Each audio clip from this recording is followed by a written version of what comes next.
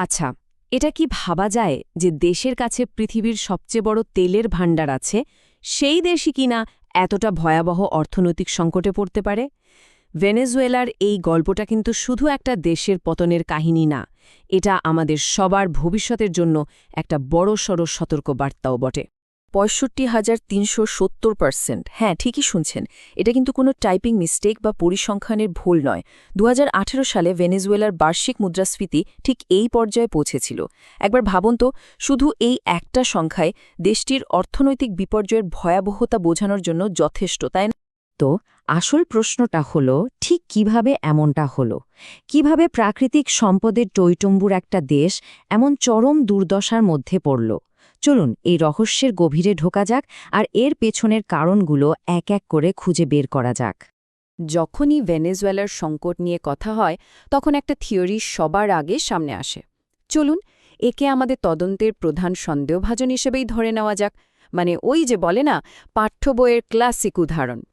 এই তত্ত্বটার নাম হলো ডাচ ডিজিজ।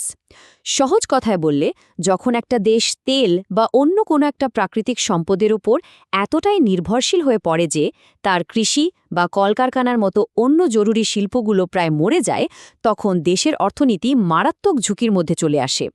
আর ভেনেজুয়েলার ক্ষেত্রেও ঠিক এটাই ঘটেছে বলে মনে করা হয়।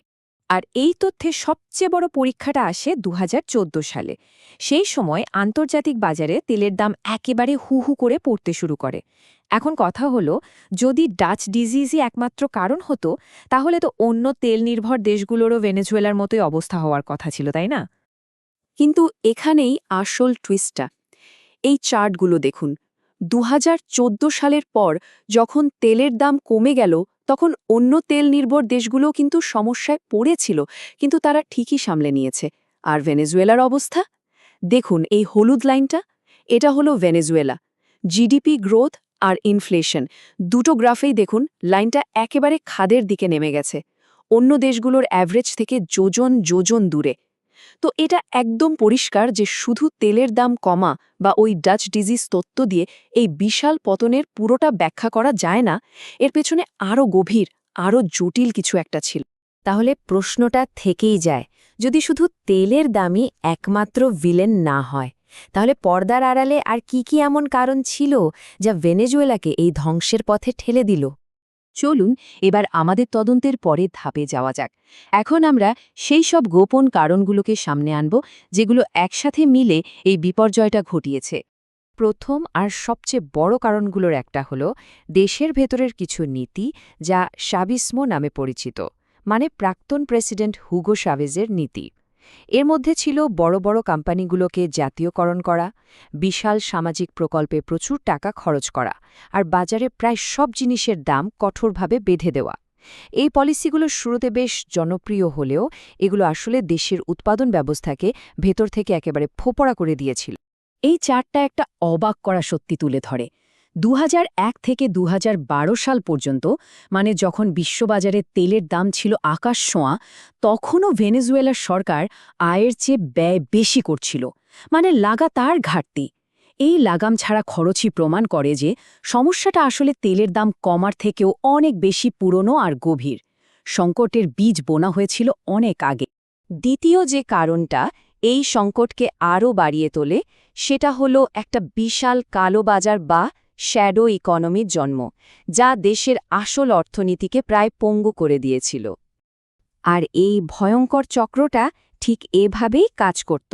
সরকার প্রথমে ডলারের একটা সরকারি রেট ঠিক করে দিল, যা আসল দামের থেকে অনেক কম। সাথে সাথেই একটা কালোবাজার তৈরি হয়ে গেল, যেখানে ডলারের আসল রেট অনেক বেশি। এই সুযোগটাকেই কাজে লাগিয়ে বা চাকেরোস নামের একদল অসাধু ব্যবসায়ী সরকারি দামে সস্তায় ডলার কিনে কালোবাজারের চড়া দামে বিক্রি করতে শুরু করল। অর্থনীতি যত বেশি আন্ডারগ্রাউন্ডে যেতে লাগল, সরকারের ট্যাক্স আদায়ও তত কমে গেল। আর এই শূন্যস্থান পূরণ করতে এগিয়ে এলো সিন্ডিকেটসের মতো অবৈধ সশস্ত্র গোষ্ঠী, যারা রাষ্ট্রকে ভেতর থেকে আরও দুর্বল করে দিল। অর্থনৈতিক কারণ তো ছিলই, তার সাথে রাজনৈতিক নেতৃত্বও এই সংকটকে আরও গভীর করে তোলে। বিশেষ করে হুগো শাভেজের পর যিনি ক্ষমতায় এলেন, সেই নিকোলাস মাদুরোর শাসনকাল এই পতনের গতিকে যেন আরও কয়েকগুণ বাড়িয়ে দেয়। মাদুরোর ক্ষমতায় আসাটা বেশ নাটকীয়। একজন সাধারণ বাস চালক আর শ্রমিক নেতা থেকে তিনি ধীরে ধীরে শাভেজের সবচেয়ে কাছের মানুষ হয়ে ওঠেন। শাভেজের মৃত্যুর পর ২০১৩ সালে তিনি ক্ষমতা পান এবং তারপর থেকে একের পর এক বিতর্কিত নির্বাচনের মাধ্যমে নিজের ক্ষমতাকে আরও মজবুত করেছেন।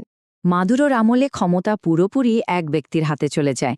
তিনি বিরোধী দলকে কঠোরভাবে দমন করেন, বিচার বিভাগকে নিজের নিয়ন্ত্রণে আনেন, আর এর ফল যা হওয়ার তাই হল।